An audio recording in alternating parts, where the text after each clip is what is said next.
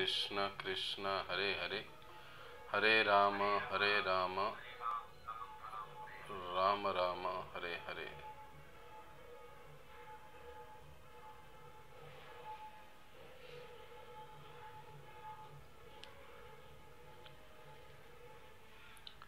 जय राधा माधव कुंज बिहारी, गोपीजन वल्लभ गिरिवर धारी। जय राधा माधव कुंज बिहारी, गोपीजन वल्लभ गिरिवर धारी। यशोदानंदन व्रज जनरंजन, यशोदानंदन व्रज जनरंजन। यमुना तीरवनचारी, यमुना तीरवनचारी। जय राधा माधव कुंज बिहारी, गोपीजन वल्लभ गिरिवर धारी। जय राधा माधव कुंज बिहारी, गोपीजन वल्लभ गिरिवर धारी। यशोदानंदन व्रज जनरंजन, यशोदा नंदन व्रज जनरंजन। यमुना तीरवनचारी, यमुना तीरवनचारी। हरे कृष्ण कृष्ण कृष्ण हरे हरे, हरे राम राम राम हरे हरे। हरे कृष्ण कृष्ण कृष्ण हरे हरे, हरे राम राम राम हरे हरे। हरे कृष्ण कृष्ण कृष्ण हरे हरे, हरे राम राम राम हरे हरे। हरे कृष्ण कृष्ण कृष्ण हरे हरे, हरे राम राम राम हरे हरे। हरे कृष्ण कृष्ण कृष्ण हरे हरे, हरे राम राम राम हरे हरे। हरे कृष्ण कृष्ण कृष्ण हरे हरे, हरे राम राम राम हरे हरे। जय राधा कुंज बिहारी, राधा कुंज बिहारी राधे। जय गौरनिताय गौरनिताय गौरनिताय, जय गौरनिताय। जय जय प्रभुपाद प्रभुपाद प्रभुपाद, जय प्रभुपाद। जय जय गुरुदेव गुरुदेव गुरुदेव, जय श्रील गुरुदेव। बोलो कलिक पावन से हरिनाम संकीर्तन की जय। श्री श्री राधा कुंज बिहारी भगवान की जय। श्री श्री निताय गौर सुंदर भगवान की जय। जगत गुरु श्रील प्रभुपाद की जय।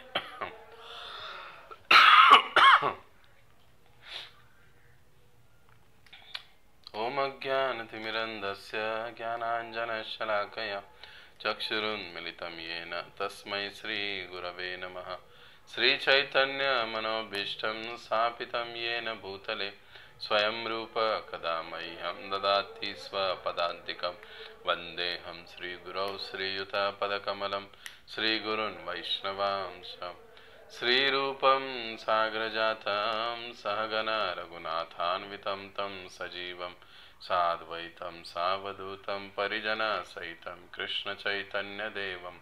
श्रीराधा कृष्णपादान् सहगना ललिता श्रीविशाखान्वितांश। नमो ओं विष्णुपादाय कृष्णपृष्ठाय भूतले श्रीमते भक्तिवेदांत स्वामिनिति नामिने। नमस्ते सारस्वते देवे गौरवाणी प्रचारिणे, निर्विशेष शून्यवादी पाश्चात्य देशतारिणे। नमो महावदन्याय कृष्ण प्रेम प्रदायते कृष्णाय कृष्ण चैतन्य नामिने गौरत्विषे नमः। हे कृष्ण करुणा सिंधो दीनबंधो जगत्पते गोपेश गोपिका कांत राधा कांत नमस्तुते।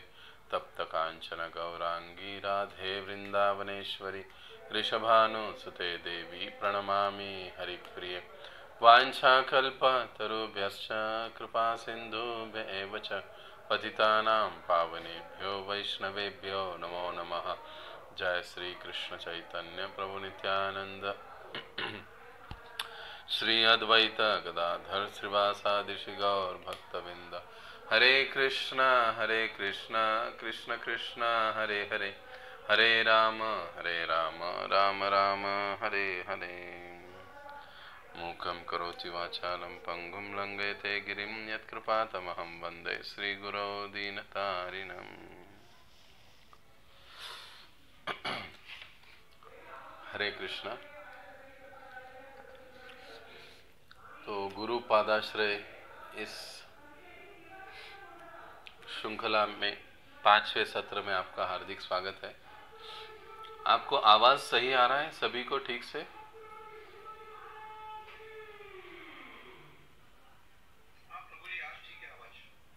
ओके।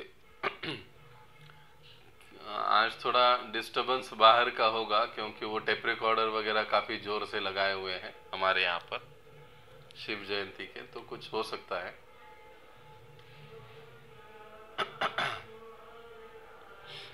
तो अब तक हम लगभग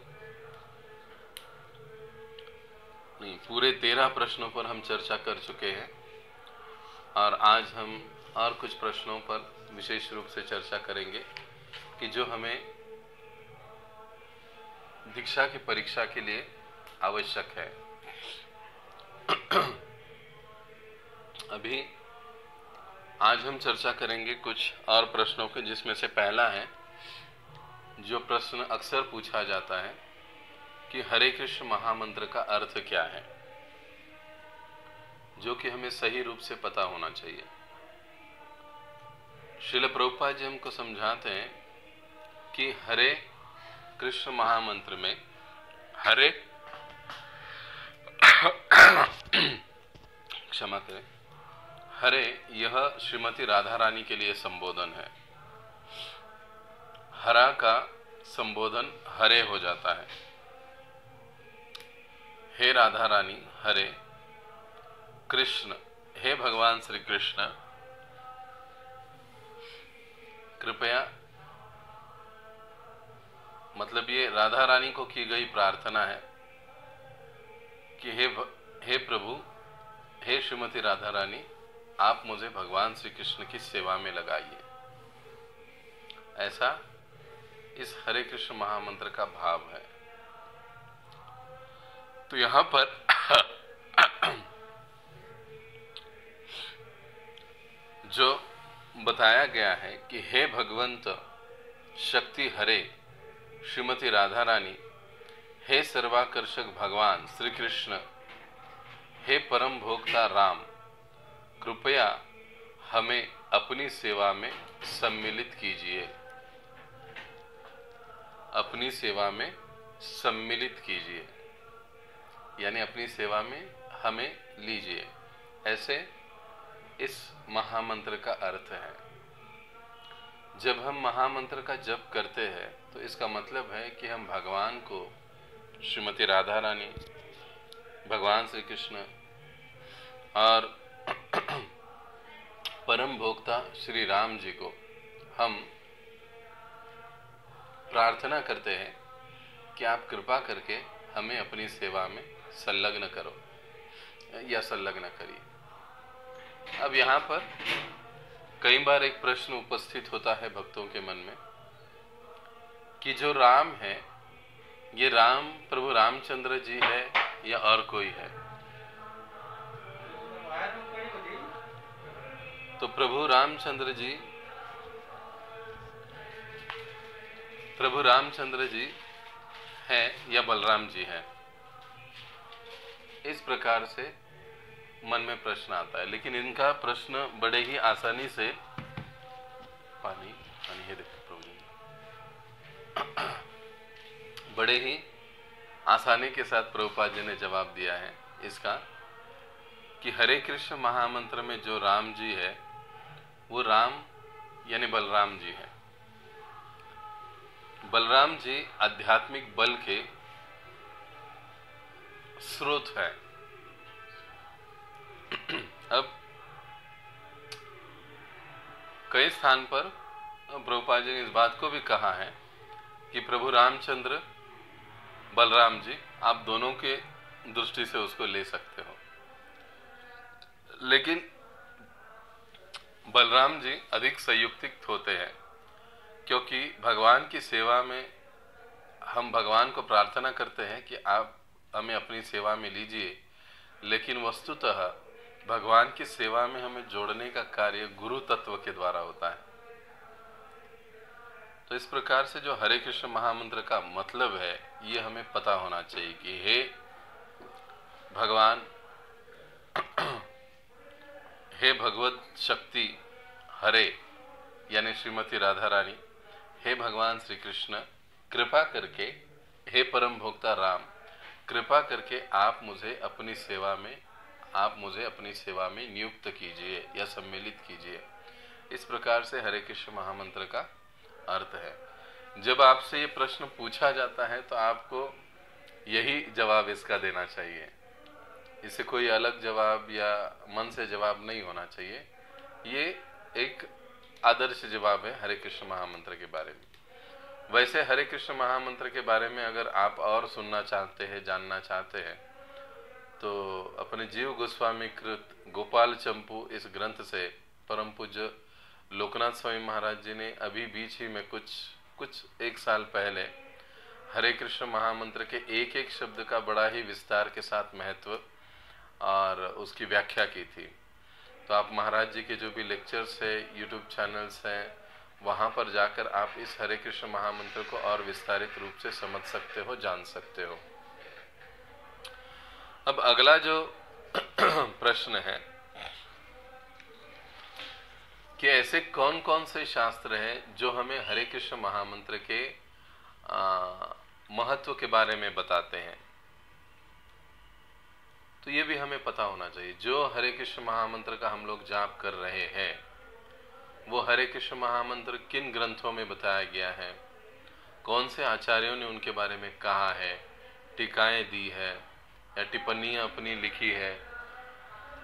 तो इस प्रकार से ये चीजें हमें संक्षेप में पता होनी चाहिए। अब यहाँ पर जो प्रश्न पूछा गया है प्रायः, तो उसका संक्षेप में यदि आपको जवाब देना है तो ऐसे वो शास्त्र है विशेष रूप से जो हरे कृष्ण महामंत्र के बारे में बताते हैं। कलि संतरण उपनिषद, कलि संतरण उपनिषद, बृहन्नारदीय पुराण, गरुड़ पुराण आदि ग्रंथों में, विष्णु पुराण में और भागवत जैसे ग्रंथ में भी हरे कृष्ण महामंत्र का जिक्र आता है या उसका महात्म्य पता चलता है। उसमें और एक है नंदी पुराण, उसमें भी हम हरे कृष्ण महामंत्र के बारे में पढ़ सकते हैं, देख सकते हैं कि उसके महात्म्य के बारे में बताया गया है। इसीलिए हम जब कहते हैं कि हमें हरे कृष्ण महामंत्र का जप करना चाहिए, तब हम लोग ऐसे ही अंधे विश्वास से नहीं कहते हैं। शास्त्रों का ये सुझाव है कि भले ही कलयुग के लिए अन्य सारे मंत्र हो सकते हैं। आप कहोगे कि अरे इन आचार्य, इन संतों ने तो अलग मंत्र का जाप किया, उन्होंने तो अलग मंत्र का जाप किया और आप तो कुछ ये अलग मंत्र बोल रहे हो।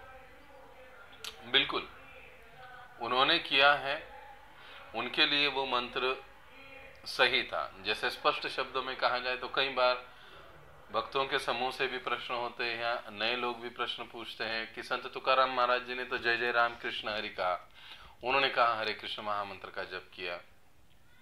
बिल्कुल बात सही है, लेकिन जय जय राम कृष्ण हरि ये जो पंचाक्षरी मंत्र है, जय जय राम कृष्ण हरि, ये जो पंचाक्षरी मंत्र है, ये पंचाक्षरी मंत्र उनके लिए ठीक था तो उन्होंने किया और उस उसका उन्हें फल प्राप्त हुआ कि वो सदैह वैकुंठ धाम चले गए। विष्णुदूत उन्हें लेने आए थे। तो कई बार मन में ये संभ्रम उत्पन्न होता है, तो फिर हम हरे कृष्ण महामंत्र क्यों करें, हम वो नहीं कर सकते क्या? नहीं, कलयुग में हमें विशेष रूप से हरे कृष्ण महामंत्र की संस्तुति की गई है। संत तुकाराम महाराज जी जैसे जो अन्य आचार्य है, शुद्ध भक्त है, वो कोई हम जैसे सर्वसाधारण जीव नहीं है। कई बार कुछ शास्त्रों की बातें उनके लिए लागू नहीं होती है। वो तो केवल इसीलिए तुकाराम महाराज कहते हैं ना कि आमी वैकुंठ वासी आलो याची कारणासी, कि मैं तो मूलतः वैकुंठ का वासी हूँ, भगवान का नित्य पार्षद सेवक हूँ, लेकिन आप लोगों का दुख मुझसे देखा नहीं जाता, इसीलिए आपको इससे उबारने के लिए मैं इस धरातल पर फिर से आया हूं। तो उनके लिए वो मंत्र सही है, योग्य है। लेकिन जब हम जैसे सर्वसाधारण व्यक्तियों की बात आती है, तब जो शास्त्र हमें कहते हैं हमें उसको सुनना चाहिए। शास्त्र कहते हैं कि कली कलमश नाशनम, जैसे हम कल चर्चा, इति षोडशकम नाम नाम कली कलमश नाशनम, कली के सारे कलमशों का नाश करने का सामर्थ्य केवल इस 16 नामों वाले मंत्र, महामंत्र में है, अन्य में नहीं है। यानी हमको वही लेना चाहिए, पहली बात। दूसरी बात, हमारे जो आचार्यगण हैं, उन सभी आचार्यों ने हमें हरे कृष्ण महामंत्र की संस्तुति की है। यहाँ तक कि श्री कृष्ण चैतन्य महाप्रभु ने हमें हरे कृष्ण महामंत्र दिया है, तो हमें हरे कृष्ण महामंत्र का ही जप करना चाहिए। और दूसरी बात कि इसका महात्म्य अगर हम जानना चाहते, जैसे हमने कहा कि महाराज जी के आप लेक्चर्स को सुन सकते हैं। अब अगला जो तीसरा प्रश्न है, मतलब ये 19वां प्रश्न हुआ कि धर्म के 4 स्तंभ कौन से हैं। ये भी प्राय बेसिक प्रश्न है जो पूछा जाता है। ये प्रश्न हम जो 4 विधि नियमों का पालन करते हैं, उस पालन करने से जुड़ा हुआ होता है। इसलिए ये प्रश्न पूछा जाता है कई बार कि धर्म के 4 स्तंभ कौन से हैं, वो बताओ। तो धर्म 4 खंभों पर खड़ा होता है, रहता है। और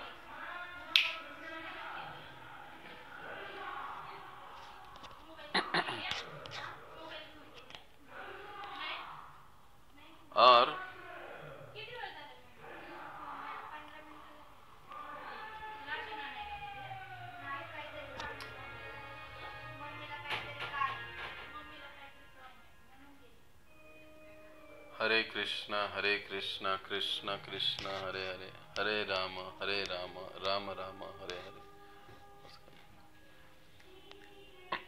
जास्त बोलायची गरज नाही, थोडक्यात सांगून। तो धर्म के 4 स्तंभ होते हैं, 4 स्तंभ पर धर्म खड़ा होता है। वो स्तंभ कौन से हैं? भागवत के प्रथम स्कंद में हम इसके बारे में विस्तार से पढ़ सकते हैं। कली और परीक्षित महाराज जी की कथा इसके संदर्भ में उपयुक्त है, और इस कथा में ही हमें धर्म के 4 स्तंभ के बारे में पता चलता है। तो देखिए, अधिकृत धर्म 4 स्तंभों पर खड़ा होता है। पहला दया, ये पहला स्तंभ है। दूसरा तप, तीसरा सत्य, और चौथा शौचम। ये 4 स्तंभ धर्म के होते हैं, जिसके ऊपर धर्म खड़ा होता है, धर्म आगे बढ़ता है, चलता है। अब दया का मतलब क्या है? सब प्राणी मात्रों पर दया करना। दया के आधार पर धर्म टिका हुआ होता है। अगर धर्म से दया को निकाल दिया जाए तो फिर वो कोरी कर्मठता होगी। इसलिए हम देखते हैं कि मध्य युग में लोगों को ज्ञान बहुत था, लेकिन एक दूसरे के बारे में दया नहीं थी। इसलिए वर्ण व्यवस्था बदनाम हुई। इसलिए धर्म में दया का एक अपना स्थान है। दया एक महत्वपूर्ण स्तंभ है धर्म के लिए। दया से ही धर्म आगे बढ़ता भी है, चलता भी है। जिस धर्म के अनुयायी अधिक दयालु होते हैं, अधिक करुणामयी होते हैं, लोग स्वाभाविक रूप से उनकी ओर आकर्षित होते हैं। इसलिए हम हरे कृष्ण भक्तों को भी जितना हो सके उतना दयावान ही रहना चाहिए, कठोर या कड़क नहीं रहना चाहिए। क्योंकि कठोरता इस भौतिक जगत में बहुत है और लोग उससे परेशान हो चुके हैं। यहां पर आने के बाद भी अगर वही कठोरता उन्हें अनुभव में आ गई तो फिर वो निराश हो जाएंगे। इसलिए यहां पर दया की आवश्यकता है। और अगर ये दया के गुण का हमें विकास करना है, हमको दया का गुण बढ़ाना है, अपने में विकसित करना है, तो उसके लिए हमें मांसाहार छोड़ना पड़ेगा। हमें यानी एक जो भौतिक व्यक्ति है, नया भक्त है, उसको हम कहते हैं कि मांसाहार नहीं करना चाहिए। तो क्यों कहते हैं? क्योंकि मांसाहार करने से दया भाव नष्ट होता है। इसलिए मांसाहार त्याग दिया जाता है भक्ति में आने के पश्चात, क्योंकि ये दया प्रवृत्ति के लिए बाधक है। प्रभुपाद जी कठोर टीका करते थे, अक्सर कहते थे कि हाँ, दिन भर लोग पशु हत्या के बारे में बड़े बड़े भाषण देते हैं और शाम को आकर चिकन मुर्गी का ये क्या पार्टी मनाते हैं लोग घर पर आकर। तो ऐसे भाषण और ऐसे लोगों का क्या फायदा है? अगर वास्तविकता में आप दया दिखाना चाहते हो तो पशु पक्षियों के साथ सभी मनुष्य जाति पर हमें दया जीव जाति पर, जीव जंतु पर हमें दया दिखानी चाहिए। और ये केवल एक कृष्ण भक्त ही कर सकता है। और दया का सर्वोच्च प्रतीक क्या है? प्रचार का कार्य। सबसे उत्तम दया क्या होगी? तो वो है प्रचार, कि किसी को हरिनाम देना, किसी को कृष्ण भक्ति में लगाना, किसी को मंदिर का प्रसाद देना, भगवान का प्रसाद देना। ये दया का सर्वोच्च प्रकटीकरण है। अगर हम दया ही किसी पर दिखाना चाहते हो तो दया दिखाने का ये सर्वोच्च माध्यम है। तो धर्म का पहला स्तंभ है दया, और मांसाहार करने से दया नष्ट होती है। इसीलिए जब हम भक्ति में आते हैं तो हमें मांसाहार त्यागने का सलाह दिया जाता है, क्योंकि हमें दया भाव का विकास करना है। एक चीज। अब दूसरा जो स्तंभ है धर्म का वो है तप। अभी तपश्चर्या करने के लिए मन की एकाग्रता और मन का, बुद्धि का निश्चय आवश्यक होता है। निश्चय और एकाग्रता के सिवा साधक तपस्या नहीं कर सकता है। अगर लंबे समय तक कृष्ण भावना में कोई एकदम बिना थके बिना रुके चल रहा है तो इसका मतलब है कि उसने अपने मन की एकाग्रता भी साध्य कर ली है और उसने अपनी बुद्धि की बुद्धि भी उसकी मतलब निश्चित हुई है। तभी वो इस तपस्या के पथ पर इतने आसानी से आगे बढ़ पा रहा है। लेकिन ये तपस्या करने की प्रवृत्ति नष्ट होती है कब? जब नशापान होता है। नशापान करने से तपस्या करने की जो प्रवृत्ति, इच्छा, वृत्ति, ये नष्ट हो जाते हैं। इसलिए कृष्ण भावना भावित जो भक्त बनते हैं या आरंभ में बनते हैं तो उन्हें ये सलाह दी जाती है कि आप नशापान नहीं करोगे। पहला, मांसाहार नहीं करोगे। दूसरा, नशापान नहीं करोगे।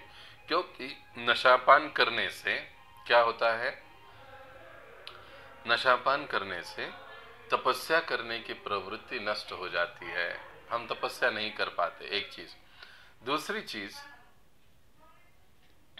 चीज, नशापान करने से तपस्या भी नष्ट हो जाती है। अगर हमने कुछ तपस्या की भी होगी तो वो तपस्या नष्ट हो जाती है नशापान से, क्योंकि प्रायः नशापान करने वाला व्यक्ति झूठ बोलता है, ये पाया गया है। और झूठे प्रवृत्ति के साथ व्यक्ति तपस्या में नहीं लग सकता। इसलिए धर्म का दूसरा जो स्तंभ है वो है तपश्चर्या। जितने अधिक और अच्छे तरह से हम लोग तपस्या करते हैं, हम उतने ही अच्छे तरह से आध्यात्मिक जीवन में आगे बढ़ते हैं। इसका मतलब धर्म का विकास होता है, विस्तार होता है। जिस धर्म में अच्छे तपस्या करने वाले लोग या साधक होते हैं वो धर्म अधिक गति से विकसित हो जाता है। इसलिए हम देखते हैं कि श्रील प्रभुपाद जी जब प्रचार करने गए तब उनके पास कितने लोग थे? हाथ की एक उंगली पर गिने चुने, लेकिन कुछ ही दिनों में, सालों में, 3-4 सालों में एक कृष्ण भावना की मानो जैसी बाढ़ आ गई।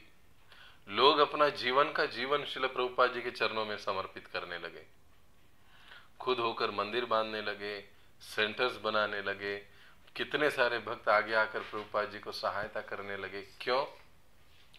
क्योंकि जैसे जैसे तपस्या करने वालों की संख्या बढ़ती है, धर्म स्वाभाविक रूप से बढ़ने लगता है। इसलिए भक्तों की दृष्टि से भी आवश्यक होता है कि हमें अपनी तपस्या को कभी नहीं छोड़ना चाहिए। एक बार प्रभुपाद जी को पूछा गया था कि प्रभुपाद जी, कलयुग में हम तपस्या कैसे करें? कलयुग में तो कोई जंगल नहीं है, ना हम ध्यान कर सकते। तो प्रभुपाद जी ने कहा, इसकी कोई जरूरत नहीं। कलयुग में 4 नियमों का पालन करना ही सबसे बड़ी तपस्या है, एक चीज। दूसरी सबसे बड़ी तपस्या है भक्तों के संग में रहना, हंसते हुए प्रेम के साथ, ये सबसे बड़ी तपस्या है। तीसरी चीज प्रभुपाद जी बता रहे थे कि प्रतिदिन उठकर 16 माला जप करना और कुछ न कुछ तो भगवान की सेवा और प्रचार कार्य में लगे रहना। बस यही कार्य आपके लिए कलयुग की तपस्या है। इसको आप करते रहो तो ये तपस्या करने के समान है। इसलिए हम लोग देखते हैं ना, हम जब किसी को कहते हैं कि अरे हम लोग चाय नहीं पीते, तो वो एक क्षण के लिए हमारे पास ऐसे देखते रहता है कि ये व्यक्ति चाय नहीं पीता है, कैसे हो सकता है? हमको तो चाय के सिवा जमता नहीं है। यानी उसको ऐसे लगता है कि ये कितना तपस्वी है, ये चाय नहीं पीता। देखिए, प्रभुपाद जी ने उस समय कहा था कि ये 4 नियमों का पालन करना भी किसी तपस्या से कम नहीं है। तो हमें ये 4 नियमों का पालन बड़े ही सावधानी से, प्रामाणिकता से करना चाहिए, क्योंकि ये हमारी तपस्या है। इसे किसी कीमत पर हमें भंग नहीं होने देना चाहिए। गलती से कुछ गड़बड़ हो गई, कुछ किया, कुछ खाया, कुछ हो गया वगैरह वगैरह, ऐसे रीजंस नहीं आने चाहिए हमारे। क्योंकि जब ऐसे रीजंस आते हैं तो हमारी अनेक सालों की जो हमारी तपस्या चल रही है वो बाधित हो जाती है, खंडित हो जाती है, अखंडित नहीं रहती है। तो इसीलिए ये जो तपस्या है, वो तपस्या जितनी अखंडित रहती है उतना ही हमारा आध्यात्मिक बल भी तीव्र होता है। तो ये तप और तपस्या की बात कृष्ण भावना भावित साधक के लिए भी बड़ी महत्वपूर्ण है। इसलिए धर्म का जो दूसरा स्तंभ है उसको तपस्या बताया गया है। अब तीसरा स्तंभ सत्य। तीसरा स्तंभ है सत्य। अब सत्य का मतलब क्या है? यानी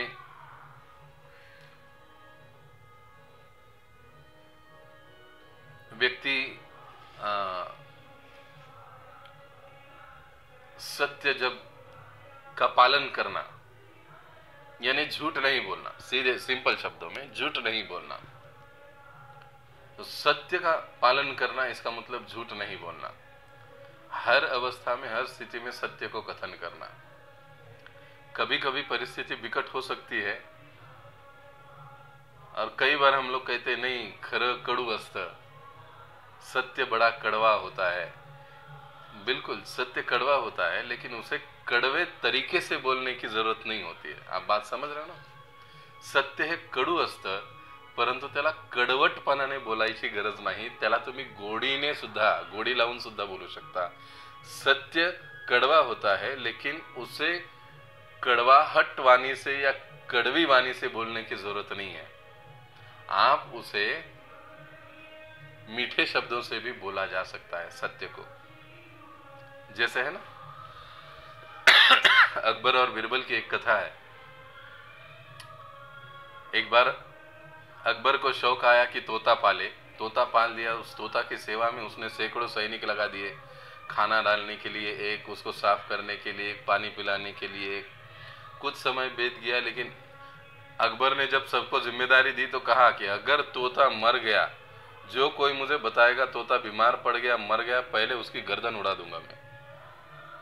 लेकिन एक दिन हुआ ये कि तोता पिंजरे में ही मर गया। अब तोता पिंजरे में मर गया, लेकिन कोई बोलने के लिए तैयार नहीं कि तोता मर गया, क्योंकि अगर तोता मर गया ऐसे बोलेंगे तो बादशाह उनकी गर्दन उड़ा देगा। अब करे क्या? सारे सैनिक, सारे जो सेवक है परेशान हो गए, सबके पसीने छूटने लगे। अब सोचने लगे कि इस स्थिति से हमको केवल बीरबल ही बचा सकते हैं। तो सब बीरबल के पास चले गए, कहे बीरबल जी देखिए बात ऐसी है कि बादशाह ने हमें ये सेवा दी थी, हम तोते को संभाल तो रहे थे, लेकिन पता नहीं अब तोता मर गया, इसमें हमारी कोई गलती नहीं है, लेकिन तोता तो मर गया। बीरबल आए, बीरबल ने देखा तो वाकई में वो तोता मर चुका था, किसी का कोई गलती नहीं था, खाना पीना सब सेवा ठीक रही थी। लेकिन अब बोलेगा कौन कि तोता मर गया? तो बीरबल ने एक युक्ति की, कहे ठीक है, रोज सवेरे दरबार में बादशाह जहांपना आपको पूछते हैं कि मेरा तोता कैसे है। तो कहे हाँ पूछते हैं, तो वही तो हमारे लिए समस्या है कि हम जवाब क्या दें। तो बीरबल कहे तुम चिंता मत करना, अब मैं जवाब कैसे देता हूं आप सिर्फ सुनते रहना। अब दूसरा दिन हो गया, जहांपना आ गए, सारा काम हो गया और अंत में पूछा कि अरे मेरे तोते की देखभाल कैसे हो रही, कैसा है? तो तुरंत बीरबल जी खड़े हो गए, जहांपना कल तो मैं आपके तोते से मिलने गया था। अरे क्या आपके तोते के ठाट बाट देखे मैंने, सोने का पिंजरा है, उसको हीरे के ये लगाए हुए हैं, मोती मणि लगाए हुए हैं, और उसकी सेवा में तो कितने सारे चाकर हैं, सेवक है, कोई उसको पेरू खिला रहा है, कोई उसको पानी लाकर दे रहा है, कोई उसको हवा कर रहा है। अरे भाई आपने तो बहुत ही बड़ा तोता पाल रखा है और बड़ा ही अच्छा तोता है। तो अकबर फिर पूछने लगे कि अरे तो ये बताओ मेरा तोता क्या कर रहा था जब तुम देखने के लिए गए? तो कहने लगे जहांपना अब तोता क्या करेगा, बेचारा लेटा हुआ था। अरे लेटा हुआ था मतलब उसकी आंखें खुली थी या बंद थी? अब बीरबल कहने नहीं नहीं जहांपना, जहां तक मैंने देखा आपके तोते की आंखें बंद थी। आंखें बंद थी? अरे तोता कभी तो सोता, आंखें बंद करके कैसे पड़ेगा दिन में? नहीं नहीं बीरबल तुमने ठीक से देखा, चेक किया? हाँ जहांपना, मैंने उसे अपनी उंगली से ऐसे ऐसे स्पर्श भी किया। तो क्या वो उड़ा, अपने पंख फड़फड़ाए? तो बीरबल कहने नहीं जहांपना, वो तो वैसे ही लेट के रहा, उसने बिल्कुल कोई लक्षण नहीं दिखाए, लेकिन फिर भी आपका तोता सोते हुए भी बहुत अच्छा लग रहा था। अब ये बीरबल के कहने का स्टाइल है, देखिए। अरे लेकिन अगर आपने हाथ नहीं लगाया, वो उठा नहीं, इसका मतलब क्या समझे? नहीं जहांपना मैं कुछ नहीं कह रहा हूं, मैं तो जो आप पूछ रहे वो बता रहा हूं। मैंने हाथ उंगली लगाई, लेकिन तोते ने कोई लक्षण नहीं दिखाया, वो हिला नहीं डुला नहीं, कुछ नहीं। अरे बीरबल ठीक से बताओ, क्या तुमने मेरे तोते के सीने पर हाथ लगाकर देखा कि उसकी धड़कन चल रही क्या नहीं? अब बीरबल थोड़े से शांत हो गए, कहने लगे हाँ जहांपना, मैंने देखा बीरबल के सीने को, क्षमा करे, तोते के सीने को मैंने हाथ लगाया, देखा भी, तो मुझे तो धड़कन का कोई लक्षण दिखाई नहीं दिया, मुझे आवाज भी नहीं आ रहा था और कुछ लगा भी नहीं। तो क्या इसका मतलब मेरा तोता मर गया? तो बीरबल ने तुरंत अपने कान पर हाथ रखा और मुंह पर हाथ रखा। जहांपना क्षमा कीजिए, मैंने नहीं कहा तोता मर गया, ये तो आपने ही कहा है कि तोता मर गया है। देखिए, तो अकबर नीचे बैठ गए, कहने लगे तो फिर ये बात बताने के लिए आप लोग इतना क्यों घुमा फिर? तो कहे जहांपना, कहे कैसे, पहले आपने कहा था कि जो कोई ये खबर देगा, बताएगा कि तोता बीमार है या मर गया, तो आप उसकी गर्दन उड़ा देंगे। तो कोई आपके सामने आ ही नहीं, अब वो तोता था, वो तो कभी ना कभी मरेगा ही, तो वो मर गया, तो अब आपको बताया कैसे जाए? लेकिन जहांपना, मैंने नहीं कहा कि तोता मर गया, वो तो आपने ही कहा, अब आप सोचो क्या करना है। तब अकबर जोर जोर से हंसने लगे, कहने लगे अब क्या मैं अपने आप को फांसी थोड़ी ना दूंगा, चलो देखते हैं। कहने का तात्पर्य है कि सत्य कितना भी कड़वा क्यों ना हो, लेकिन उसे कहने की भी एक पद्धति होती है। और जब हम वैष्णव समूह में रहते हैं तो हमें सत्य भी क्यों ना हो, लेकिन उस मर्यादा में, उस एटिकेट में ही हमको बोलना चाहिए। तो सत्य का पालन करना ये भी एक तपस्या है, इसलिए सत्य को धर्म का एक स्तंभ कहा गया। और जब सत्य की बात आती है तो हरिश्चंद्र राजा की कथा हमें याद करनी चाहिए कि एक सत्य के लिए, एक वचन के लिए उन्होंने क्या कुछ नहीं सहा। तो ये भक्तों के लिए भी बहुत महत्वपूर्ण बात है। मैं अक्सर कहते रहता हूँ, हम लोगों को झूठ बोलने की इतनी आदत होती है। मोबाइल पर तो हम पटाख से बोल देते हैं, अरे कहाँ पर हो प्रभु जी, अरे बस प्रभु जी आपके घर के बाजू में हूँ, चौक में हूँ, आ रहा हूँ। रहता है कहाँ? 4 किलोमीटर पहले है, पीछे है, लेकिन बताएंगे ऐसे कि हाँ अभी आपके चौक में 5 मिनट में आ रहा हूँ। अरे भाई क्यों? इसी से झूठ बोलने की आदत लग जाती है। तो हमको इसमें सावधान रहना चाहिए। सत्यता का पालन जितना हो सके उतना हमें करना चाहिए। चौथा स्तंभ है, ये जानबूझकर मैंने विस्तारित रूप से लिया है क्योंकि ये डे टू डे लाइफ के एप्लीकेशन से थोड़ा सा रिलेटेड है। चौथा जो स्तंभ है वो है शौचम। शौचम का मतलब होता है पवित्रता या शुद्धता। अब देखिए, सत्य को पालन करने की प्रवृत्ति तब नष्ट होती है जब व्यक्ति जुआ खेलता है। ये एक पॉइंट रह गया था बताना। इसलिए कृष्ण भावना के जो साधक है वो जुआ नहीं खेलते, लॉटरी नहीं खेलते, कौन बनेगा करोड़पति में नहीं जाते हैं। ये भी जुए का ही एक प्रकार है। हाँ, तो ये सारी जो चीजें हैं ये नहीं करते, क्योंकि यहाँ पर जो जुआ खेलता है, जो सट्टा लॉटरी मटका क्या क्या जो कुछ भी ये सारे प्रकार है, वो लोग अक्सर झूठ बोलते रहते हैं। झूठ बोलने की आदत इनमें लग जाती है।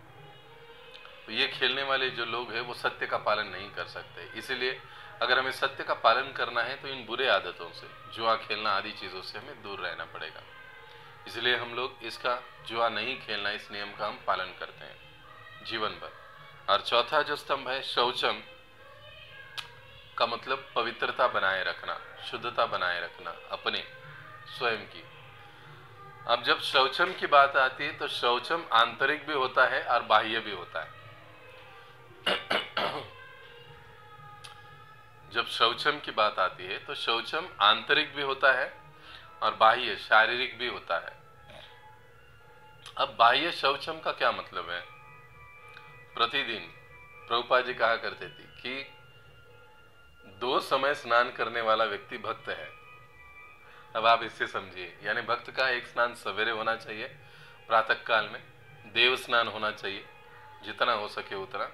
स्नान के भी अलग अलग प्रकार है, तो देव स्नान ही होना चाहिए। और देव स्नान के बाद शाम का एक स्नान, संध्या स्नान भी उसका होना चाहिए। 2 बार भक्तों को कम से कम दिन में स्नान करना ही चाहिए, ये अनिवार्य चीज है। ब्राह्मण इनिशिएशन के लिए भी होती है और उससे पहले भी हमको इसको क्षमा करें पालन करना चाहिए। अब देखिए, जब हम शौच आदि क्रिया से जाते हैं तब हमें कंपलसरी स्नान करना चाहिए। ये शुचिता का पालन कहलाया जाता है।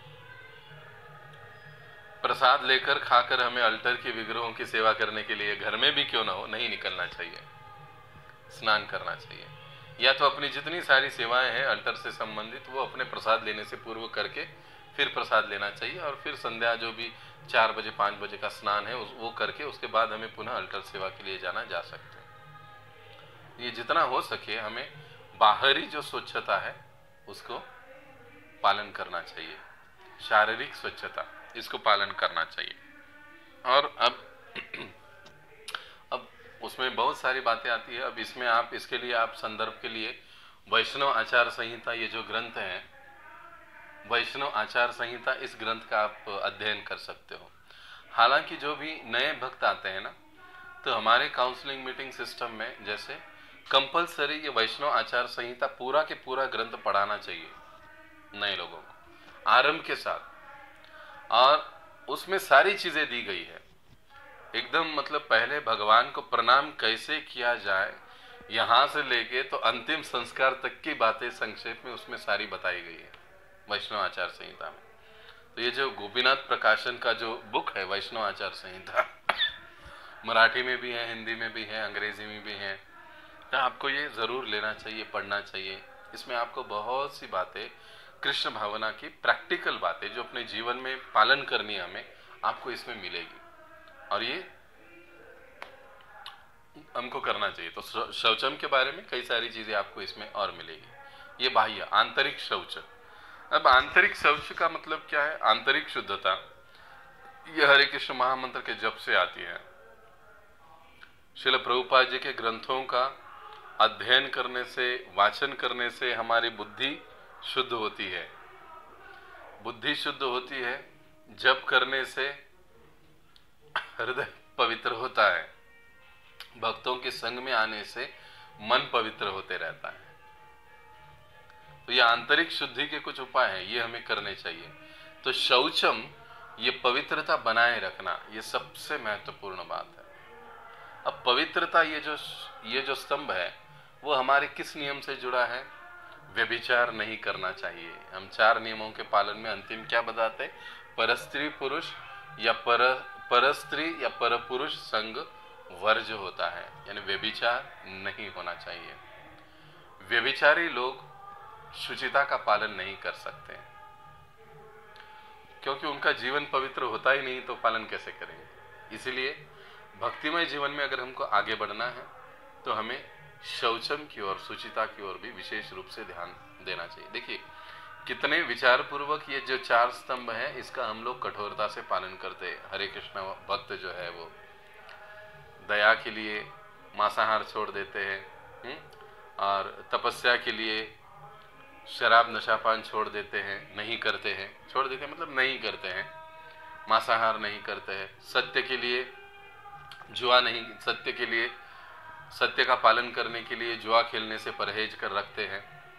और शौचम यानी पवित्रता का पालन करने के लिए वो व्यभिचार, परस्त्री और पुरुष संग से दूर रहते हैं, नहीं करते। इसीलिए हम अपनी परंपरा में, संप्रदाय में हर उस अन्य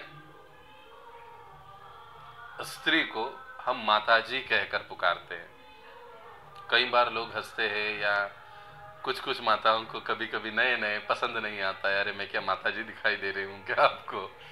लेकिन ये कहने वाले के मनोभाव के लिए, उसके कल्याण के लिए माताजी के रूप में ही देखना चाहिए, माताजी के रूप में ही व्यवहार करना चाहिए। उसी प्रकार से प्रभु जी, तो हमारा व्यवहार वैसे ही होना चाहिए। इससे हमारी आंतरिक और बाह्य दोनों शुचिता बनी रहती है। अब अगला जो प्रश्न है कि मृत्यु के बाद आत्मा कहां पर जाता है? अब ये एक महत्वपूर्ण, हमारे सिद्धांत से जुड़ा और हमारे परंपरा की दृष्टि से महत्वपूर्ण प्रश्न है। कई बार कई अलग अलग जो विचारधारा पंथ होते हैं, वो कहते हैं कि मृत्यु के बाद आत्मा भगवान में विलीन हो जाता है। कोई कहता है मृत्यु के बाद वो शून्य में चला जाता है। कोई कहता है कि आत्मा अब कहीं और चला गया, वगैरह वगैरह। बहुत से मतांतर हैं। लेकिन जब हम ब्रह्ममद व गौड़ीय संप्रदाय से ज्ञान ग्रहण करते हैं और उस संप्रदाय के अंतर्गत हम दीक्षित होना चाहते हैं, तो फिर हमें इस सवाल का सही जवाब पता होना चाहिए। अब इसके उत्तर में यहाँ पर क्या कहा गया है कि देह त्याग करते हुए व्यक्ति जिस भाव का स्मरण करता है, उस भाव को वो प्राप्त होता है। गीता में भगवान कहते हैं यम यम वापि स्मरण भावम त्यजन्त्यन्ति कलेवरम। हे अर्जुन, जो जिस भाव को स्मरण करते हुए देह का त्याग करता है, वो उस भाव को प्राप्त कर लेता है। तो इसीलिए ऐसे नहीं है कि हर मरने वाला व्यक्ति शून्य में जाएगा, हर मरने वाला व्यक्ति कहीं और चला जाएगा। नहीं, उसका भाव और उसके पूरे जन्म के कर्म कैसे है, उसके ऊपर उसका अगला गंतव्य निर्धारित होता है। कई बार हम लोग कहते हैं ना, पापी जो है वो नरक में चला जाएगा, पुण्यवान जो है वो स्वर्ग में चला जाएगा, और जो वैष्णवगण होते हैं वो भगवत धाम वैकुंठ में या गोलोक धाम में चले जाते हैं। ये हर एक का अपने कर्म और इच्छा के अनुसार गंतव्य है। तो मृत्यु के बाद आत्मा को उसके इच्छा और कर्म के अनुसार गंतव्य या स्थिति प्राप्त होती है। ये हमारा जवाब सही होना चाहिए। अब देखिए अगला जो प्रश्न है वो है इस्कॉन के स्तंभ कितने हैं और कौन से हैं।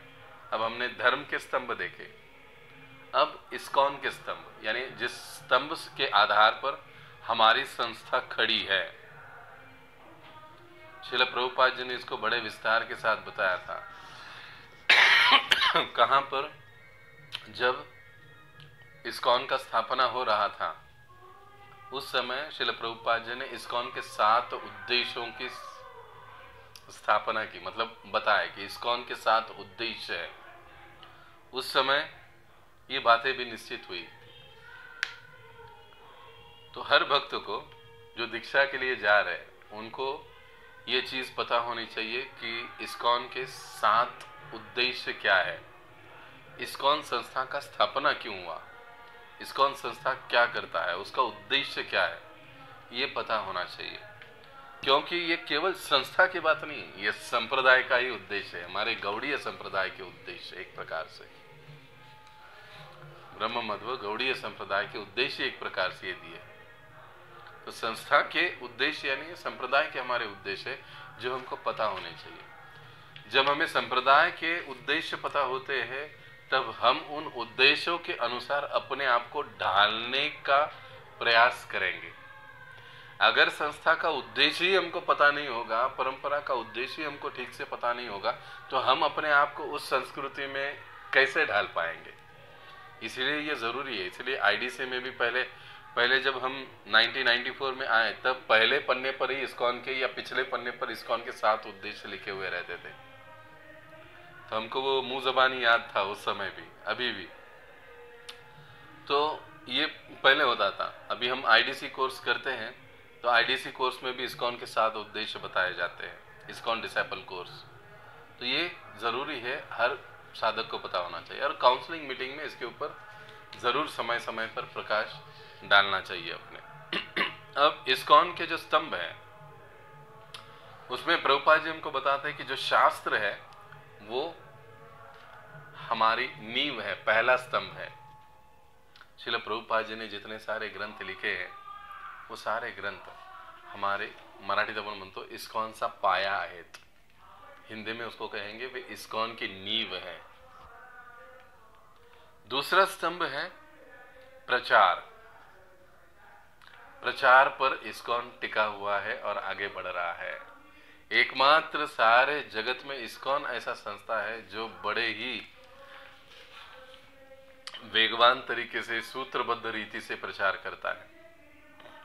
इसलिए आप देखोगे अभी बीच में जो कुछ सर्वे हुआ था तो पाश्चात्य जगत में भी क्रिश्चियन धर्म के बाद अगर कोई अनुयायी है सबसे ज्यादा तो वो इस हरे कृष्ण संस्था के या संप्रदाय के या गौड़ीय संप्रदाय के हम लोग हैं, सेकेंड स्टेप पर, लेवल पर। जिस प्रकार से पूरे दुनिया में जीसस क्राइस्ट का जन्मदिन मनाया जाता है उससे भी अभी कई अधिक विशाल मात्रा में जन्माष्टमी मनाई जाती है। क्यों? इसका कारण क्या है? प्रचार। तो प्रचार यह इस्कॉन का दूसरा स्तंभ है। इसलिए हर भक्त को अपनी क्षमता के अनुसार प्रचार में सहयोग करने की कोशिश करनी चाहिए, प्रचारक को मदद करने की कोशिश करनी चाहिए। भले हम प्रचार नहीं कर सकते तो हम कम से कम प्रसाद दे सकते, हम कम से कम वहां जाकर आयोजन करने का कोशिश, सेवा में हाथ बटा सकते हैं, प्रचार के लिए सहयोग करना। आज सवेरे हम प्रवचन सुन रहे थे दोपहर में श्रीमान राधेश्याम प्रभु जी का। बड़ा ही सुंदर एक नाटिका, एक उदाहरण उन्होंने प्रस्तुत किया था। एक भक्त दूसरे भक्त के पास आते कहते कि प्रभु जी हमारे ग्रुप में पूरे कॉलोनी में 2000 भगवद गीता वितरित की है। तो वो भक्त बताते थे कि ये कैसे हुआ। सारे गृहस्थ भक्तों ने मिलकर किया है। गृहस्थ भक्तों की एक संयुक्तिक टीम थी जो अलग अलग भागों में जाकर पुस्तकों का, ग्रंथों का वितरण कर रही थी। और फिर उनके लिए जो अन्य व्यवस्था है, ग्रंथों को उपलब्ध करा के देना, उनके लिए कुछ सुविधाएं, उनके लिए कुछ प्रसाद बनाना। अगर उनके किसी के छोटे छोटे बच्चे हैं तो छोटे छोटे बच्चे संभालने के लिए जो अब पुस्तक वितरण के लिए जा नहीं पा रहे बाहर, ऐसे सीनियर सिटीजन भक्तों ने उनके बच्चों को कुछ दिनों के लिए संभाला ताकि ये दोनों पति पत्नी जाकर बाहर जाकर वो ग्रंथ वितरण कर सके। और फिर जो अविवाहित माताएं थी जो कि इस प्रकार से धड़ल्ले से बाहर जाकर नहीं कर पाती है या अन्य कुछ कारण से नहीं कर पाई, तो फिर उन्होंने क्या जिम्मेदारी, उनको ये जिम्मेदारी दी कि ये भक्त लोग पुस्तक वितरण करके आएंगे तो इनके लिए प्रसाद आप बनाइए। तो इनके लिए प्रसाद उनके घरों में बनाने की व्यवस्था इन्होंने की। दैट मीन्स सभी ने मिलकर ग्रंथ वितरण किया। इसी प्रकार से जो प्रचार है, हर एक को अपनी क्षमता स्थिति के अनुसार उसमें एक दूसरे को सहयोग देने की कोशिश करनी चाहिए। तो प्रचार ये हमारा दूसरा स्तंभ है। पवित्रता ये तीसरा स्तंभ है इस्कॉन का। इन 4 नियमों के जरिए हम अपनी पवित्रता बनाए रखते हैं और बढ़ाते भी हैं। जैसे जैसे समय बीतता है, दृढ़ता के साथ हम इन नियमों को पालन करते हैं, हमारी पवित्रता बनी रहती है और साथ ही साथ बढ़ती भी है। और चौथा स्तंभ है कि हर वस्तु का भगवान कृष्ण की सेवा में उपयोग। Utility is the principle, Srila Prabhupada ji की भाषा में उपयुक्तता। भगवान की सेवा में हर वस्तु की नियुक्तता, उपयुक्तता, ये जो चीज भगवान की सेवा में हम नियुक्त कर सकते हैं उसको हमें अवश्य भगवान की सेवा में नियुक्त करना चाहिए, अपनी सेवा में नहीं। इन सिद्धांतों पर क्षमा करें, इन 4 स्तंभों पर इस्कॉन बना है, टिका है और चल रहा है। इसमें एक में भी अगर हम लोग कुछ ऊंच नीच कर देते हैं तो फिर गड़बड़ हो जाएगी। इसके लिए हमको इसके बारे में सावधान रहना चाहिए। अब अगला जो प्रश्न है, ब्रह्म मुहूर्त का मतलब क्या है। अब सीधा प्रश्न है कि ब्रह्म मुहूर्त का मतलब है कि जो सूर्योदय होने का समय होता है उससे पहले 2 घंटा, ये ब्रह्म मुहूर्त कहलाया जाता है। हर दिन सूर्योदय का समय थोड़ा सा आगे पीछे होता है, उस समय को देखते हुए पीछे 2 घंटे, यानी ये ब्रह्म मुहूर्त का समय होता है। एक भक्त को ऐसे समय में उठना चाहिए और अपना जाप, अपनी जो साधना है वो पूरी करनी चाहिए। अगला जो है प्रश्न कि शरीर और आत्मा, इसका अंतर बताने के लिए कौन से उदाहरण दिए जाते हैं।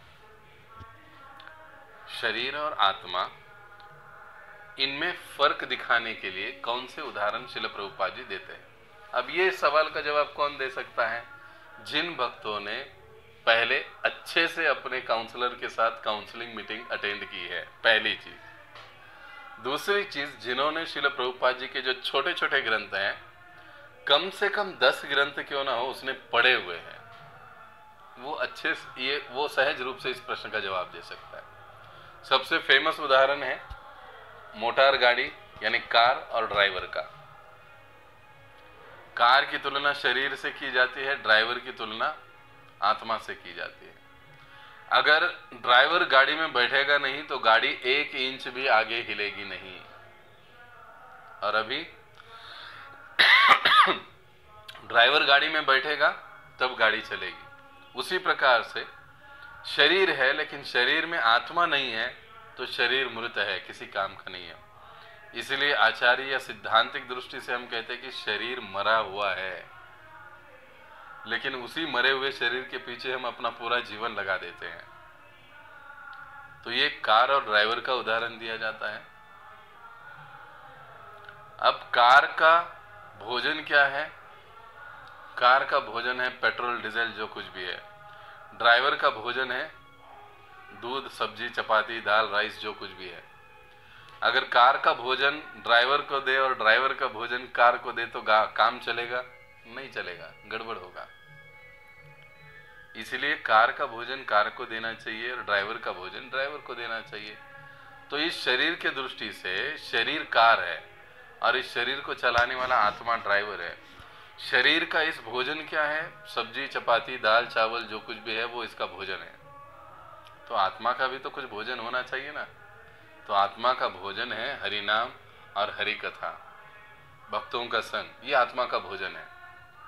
ये उसको हमें नियमित रूप से हम देंगे तो गाड़ी सही रूप से चलेगी। ये पहला उदाहरण दिया जाता है आत्मा और शरीर का फर्क समझाने के लिए। अब दूसरा, तोता और पिंजरे का उदाहरण प्रभुपाद जी देते हैं। तोता और पिंजरा, पोपट आणि पिंजरा, आपको याद होगा ये उदाहरण, प्रभुपाद जी बताते कि एक स्त्री के पास तोता था, सोने का पिंजरा था उसको, हाँ सोने का पिंजरा था उसके पास, और ऐसे तोते को देखने के लिए दूर दूर से लोग आते थे। हर रोज वो पिंजरे को एकदम चकाचक करती, लेकिन तोते को खाना देना भूल गई। एक दिन तोता मर गया। तोता मरने के बाद कोई पिंजरा देखने के लिए आता है क्या? नहीं आता है।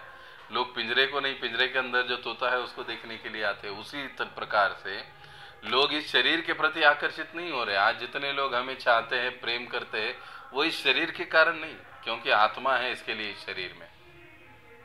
जिस दिन ये आत्मा निकल जाएगा उस दिन कहेंगे भाई 2-3 घंटे में इसको बाहर निकालो, नहीं तो अपने को तकलीफ होगी। ये स्थिति है। तो ये उदाहरण दिया जाता है, पिंजरा और तोता। और तीसरा उदाहरण दिया जाता है कि जीवित शरीर और मृत शरीर। जिन्होंने भगवत गीता कोर्स अटेंड किया होगा उनको पता होगा, एक उदाहरण था साइकिल चलाने वाला व्यक्ति, उसमें तो जीवित शरीर और मृत शरीर।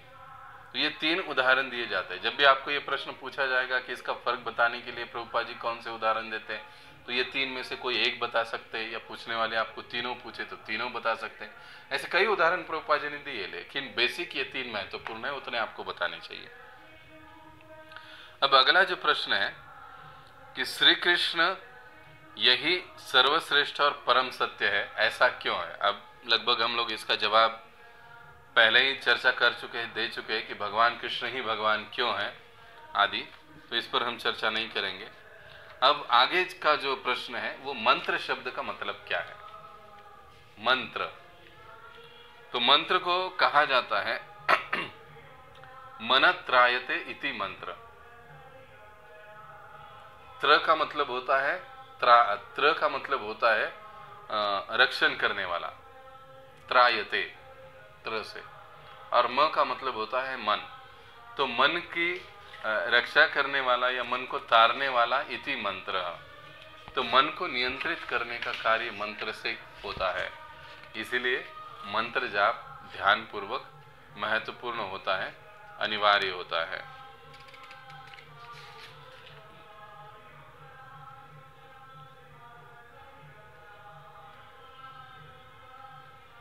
अब अगला जो प्रश्न है, शास्त्र अन्य देवी देवताओं को हाँ बोलिए।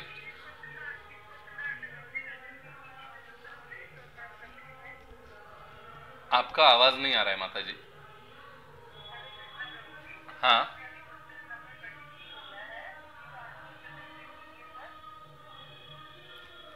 हाँ, जो प्रश्न मैंने आपको बोला वो था कि मंत्र शब्द का मतलब क्या है, राइट?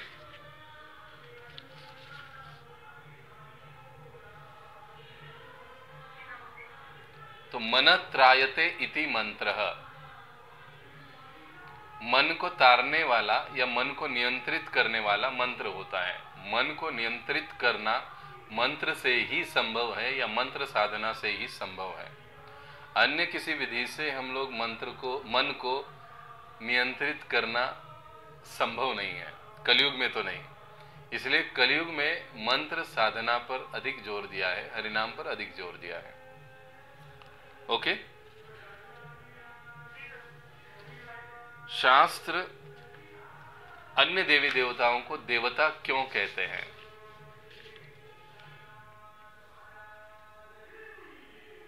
अब देखिए, देवी देवता और भगवान श्री कृष्ण, इनमें क्या अंतर है ये हमें पता होना चाहिए। आपका एक होमवर्क होगा आप लोगों का कि आपको अपना नोटबुक होगा ना, तो उसके 2 भाग, एक पेज के 2 भाग करने हैं। यहाँ पर भगवान और यहाँ पर देवी देवता, दोनों में क्या अंतर है आपको लिख कर निकालना। ये पता होना चाहिए कि भगवान और देवी देवताओं में क्या अंतर है, भगवान श्री कृष्ण और देवी देवताओं में क्या अंतर है, क्या कमी है, क्या ज़्यादा है। वो सारी चीज़ें हमको, जो भी हमने पढ़ा है, सुना है, वो आपको लिखना है। ये आपका होमवर्क है कृष्ण और देवी देवता।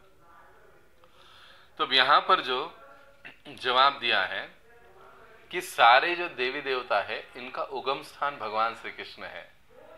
सभी देवी देवता भगवान श्री कृष्ण से ही आते हैं, उन्हीं के सेवक है।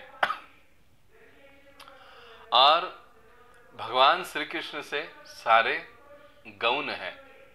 इसलिए चैतन्य चरितामृत में क्या कहा जाता है, एकले ईश्वर कृष्ण आर सब भृत्य, कि भगवान श्री कृष्ण केवल अकेले ही भगवान है, बाकी सारे उनके सेवक हैं। इसलिए देवी देवताओं को देवता कहा जाता है, उनको भगवान नहीं कहा जाता है। अब कई बार हम सुनते हैं कि इंद्र या शिव जी या ब्रह्मा जी या कभी कभी नारद मुनि जैसे महान और शुद्ध भक्तों को भी भगवान इस शब्द से कुछ कुछ स्थानों पर शास्त्रों में संबोधित किया गया है। लेकिन यहां पर हमें ये समझना चाहिए कि ये इसलिए संबोधन हुआ है उनकी महत्ता को या उनकी स्थिति को दर्शाने के लिए, कि ये कितने महान है और महत्वपूर्ण है, इसको दर्शाने के लिए। इसका मतलब वे ये नहीं है कि वे भगवान हैं, इंद्र भगवान हैं या फिर शिव जी भगवान हो गए या ब्रह्मा जी भगवान हो गए या नारद मुनि भगवान हो गए, नहीं, बल्कि उनकी एक महत्ता महानता उनकी दिखाने के लिए कई स्थान, कुछ स्थानों पर शास्त्रों में ऐसे इनके प्रति भगवान शब्द का प्रयोग हुआ है। लेकिन फिर भी हमें भागवत का प्रमाण मानना चाहिए, कृष्णस्तु भगवान स्वयं, कि भगवान कृष्ण ही साक्षात भगवान है, क्योंकि उनमें जो ये 6 ऐश्वर्य जैसे हम कल चर्चा कर रहे थे वो पूर्ण रूप से विद्यमान है, अन्य किसी में नहीं। तो हम देवी देवताओं में ये सारी चीजें हम देख सकते हैं, क्या 6 ऐश्वर्य किसमें है पूर्ण रूप से, एक होगा तो 2 नहीं होंगे, 4 होंगे तो 5वां नहीं होगा, ऐसे हमको दिखाई देगा। इसके लिए देवी देवता भगवान नहीं, बल्कि भगवान कृष्ण ही एकमात्र भगवान है। अब अगला जो प्रश्न है, समय हो रहा है, अब अगला जो प्रश्न है ये प्रश्न लेंगे और हम यहां पर रुकेंगे कि हमें शाकाहारी क्यों होना चाहिए। कई बार लोग भी प्रश्न पूछते हैं, या दीक्षा के लिए भी कई बार घुमा फिरा कर दीक्षार्थी को ये प्रश्न पूछे, का आपण शाकाहारी असायला पाहिजे, क्यों हमें शाकाहार करना चाहिए। तो हमें पता होना चाहिए। अब इसमें जवाब में इसमें क्या दिया गया है कि भगवान गीता में कहते हैं कि पत्रम पुष्पम फलम तोयम, यानी भगवान शाकाहार की ओर निर्देश दे रहे हैं। हमारे परम पूज्य महाराज जी कई बार कहते हैं ना, भगवान कृष्ण ने पत्रम पुष्पम फलम तोयम कहा है, अंडम मटनम चिकनम ऐसे नहीं कहा है, पत्रम पुष्पम फलम तोयम। इसका मतलब भगवान ने शाकाहार की ओर निर्देश दिया है। इसलिए हम उनके भक्त बन रहे हैं तो हमें उनका आदेश मानना चाहिए, हमको भी शाकाहारी होना चाहिए। दूसरी चीज कि भगवान को हमें भोग दिखाना होता है तो ऐसे अशुद्ध तमोगुनी पदार्थों का हम भगवान को भोग नहीं दिखा सकते हैं, तो हमारे फिर खाने का सवाल ही पैदा नहीं होता है। जो भगवान को भोग लगेगा वही भक्त खाएगा, जो चीज भगवान को भोग नहीं लगेगी वो भक्त खा ही नहीं सकता, खाना भी नहीं चाहिए। तो ये दूसरी बात। और तीसरी बात,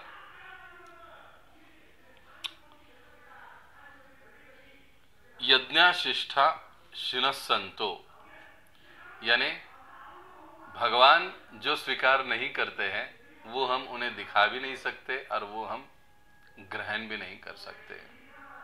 इसलिए भगवान ने स्पष्ट रूप से शाकाहार की ओर निर्देश किया है, तो हमें भी शाकाहारी होना चाहिए। अब ये आध्यात्मिक जवाब हुआ।